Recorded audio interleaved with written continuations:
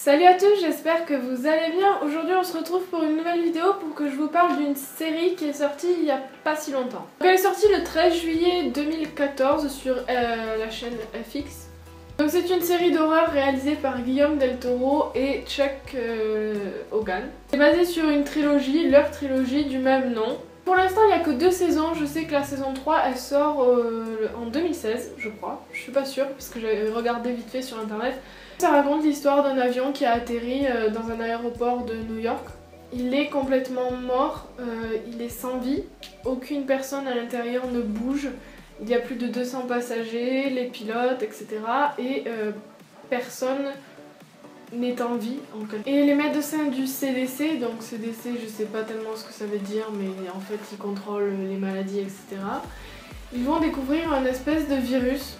Donc j'ai fait les points forts et les points faibles, bien évidemment, comme toujours. Alors l'histoire est bien glauque, bien glauque, mais elle est vraiment lassante au bout d'un moment. J'ai même pas... j'ai été lassée avant de finir la saison 1, donc c'était vraiment très rapide. Les épisodes durent environ 40-45 minutes, donc on a le temps quand même de se mettre dans l'épisode, de ne pas s'ennuyer, parce que voilà, ça dure pas trop longtemps, donc il faut que ça passe vite et qu'il y ait quelque chose qui se passe en un seul épisode pour que tu aies envie de regarder le deuxième, mais vraiment j'ai été lassée vers les 3 derniers épisodes, je pense, 3-4 derniers épisodes où ça m'a vraiment lassée. Au début on se demande vraiment qu'est-ce qui bouffe ces gens-là, on l'apprend très vite, donc je sais pas vraiment si c'est un point fort ou si c'est un point faible le fait qu'on apprenne très vite quelle est la chose qui bouffe ces personnes mais qui en même temps elle ne meurt pas. Je sais vraiment pas si c'est un point fort ou un point faible parce que du coup ça enlève un suspense parce qu'on voit qu'il y a quelque chose, on voit que quelque chose bouge, on sait pas exactement ce que c'est et après on voit ce que c'est, on voit qui c'est et d'un côté j'ai trouvé ça dommage parce que ça gâche un peu le suspense. Au bout de 3-4 épisodes je crois, un truc comme ça, on le découvre et j'ai trouvé ça dommage parce que voilà, c'était un peu trop rapide à mes yeux. Après c'est un point fort parce que bien sûr il faut que ça avance, il faut que l'histoire avance et aussi quand on sait qui c'est, voilà, on peut le maîtriser, etc. etc. Donc il y a une part où c'est bien et il y a une part où c'est nul parce que voilà, j'aurais pas aimé découvrir, j'ai pas aimé découvrir qui c'était aussi rapidement. L'histoire est assez répétitive dans le sens où c'est comme un film de zombies en fait. Ils sont contaminés et ils se transforment. Voilà, on a vite fait le tour des transformations quoi. On sait combien, on sait comment ça va, on sait comment ça se transforme, on sait comment ils font, on sait comment ils bouffent, qu'est-ce qu'ils ont une langue de 3 mètres et ils pompent le sang des autres. Enfin voilà, c'est comme des vampires en fait. Je me suis avalé la saison 1 en quelques jours seulement, parce que bien sûr quand je finis un épisode, il n'y a pas vraiment de suspense à la fin des épisodes pour que tu aies envie de voir la suite, mais il y a quelque chose qui fait que tu as envie de savoir comment ça va se finir. Enfin bien sûr quand tu commences une série que tu apprécies, forcément tu suis les épisodes et tu vas pas à reculons. Et je me suis vraiment enchaîné les épisodes à la suite. Certains épisodes je ne voulais pas voir la suite mais... Enfin, j'avais pas spécialement envie de voir la suite, pas tout de suite quoi, et je l'ai quand même fait parce que au moins c'était plus à faire et j'ai trouvé certains épisodes vraiment lents, il se passait rien de spécial et j'ai trouvé ça dommage parce que avec un sujet comme ça, même si c'est un peu déjà vu dans l'histoire des vampires etc, j'ai trouvé ça dommage d'aller si lentement. Après bon, ils peuvent pas non plus faire des folies parce que c'est adapté du livre, donc je pense que le livre doit être un peu plus énergique, on doit avoir moins de scènes détaillantes comme on peut l'avoir dans le film.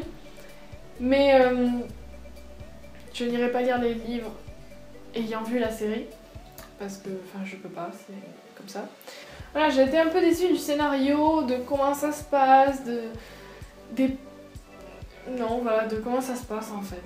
Mais j'ai commencé la saison 2 il y a vraiment pas longtemps et je l'enchaîne beaucoup moins vite parce qu'elle a l'air beaucoup plus intéressante que la première. on passe à un stade supérieur de la maladie, du virus, de la transformation, je ne sais pas comment on peut appeler ça, mais on passe à un niveau supérieur et c'est beaucoup plus attrayant que de passer le temps à chasser les vampires et à les regarder bouffer les uns que les autres, à se bouffer les uns et les autres. La saison 2 a l'air beaucoup plus dégueulasse. Le peu d'épisodes que j'ai vus, parce que là où je regarde en fait il y en a que 8, alors que je crois qu'il y en a 13, je crois.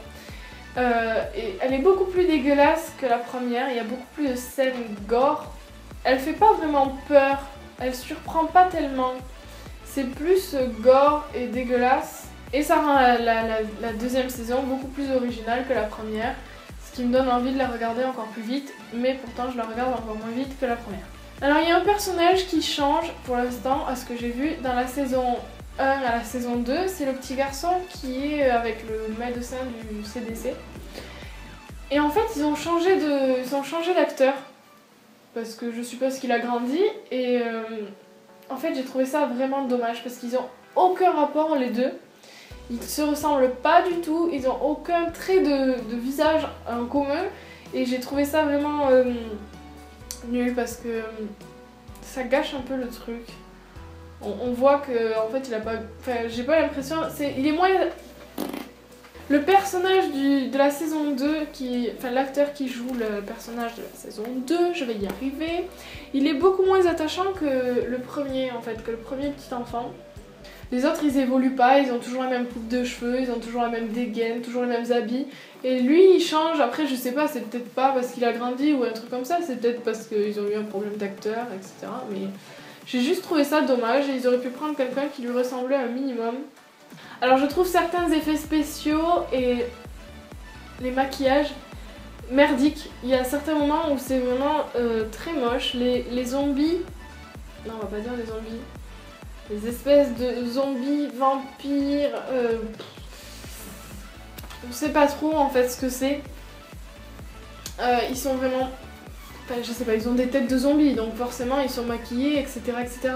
Mais tu vois que quand ils parlent avec la bouche, t'as tout qui bouge, enfin tu sais, tu vois que c'est collé mais que enfin ça fait pas du tout naturel et ils auraient dû faire peut-être un maquillage moins important mais plus réel, plus...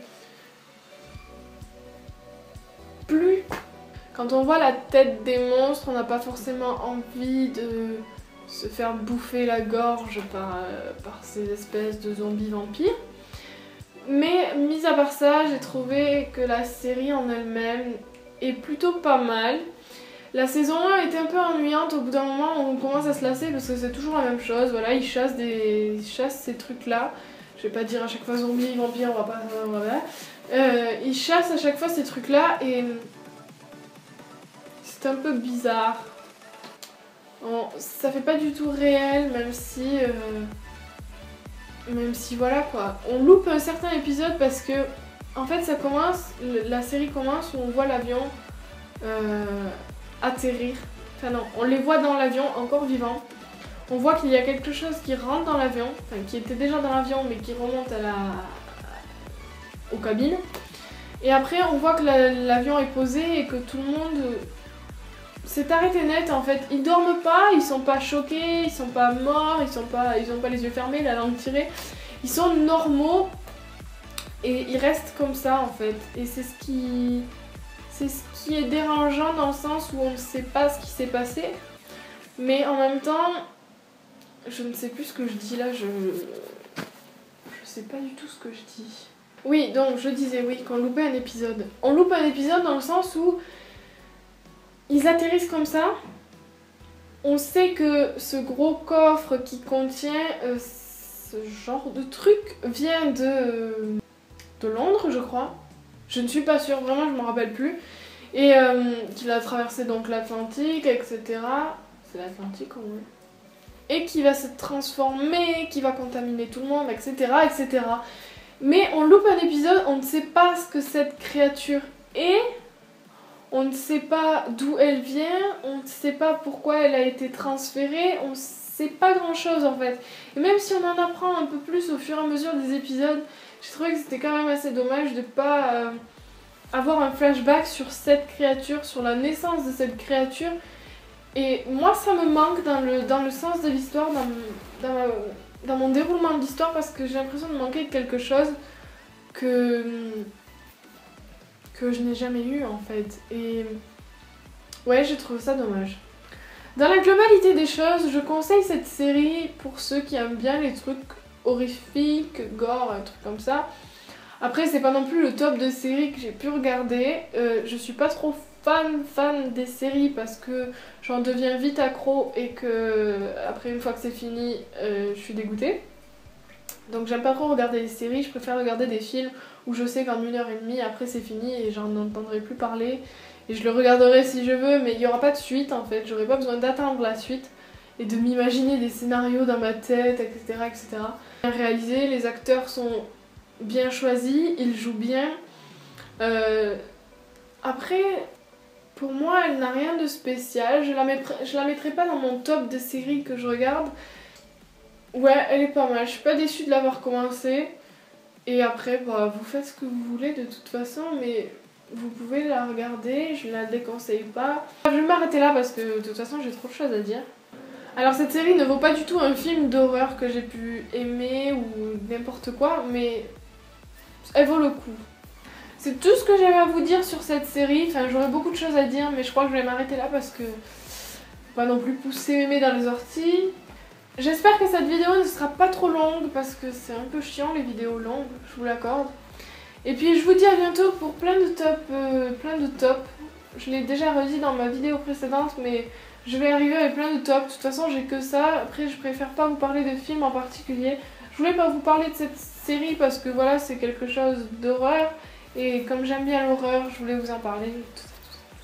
Je vous laisse et puis je vous dis à bientôt. Et puis profitez bien, j'espère que la rentrée s'est bien passée. Et puis je vous fais des bisous et puis voilà.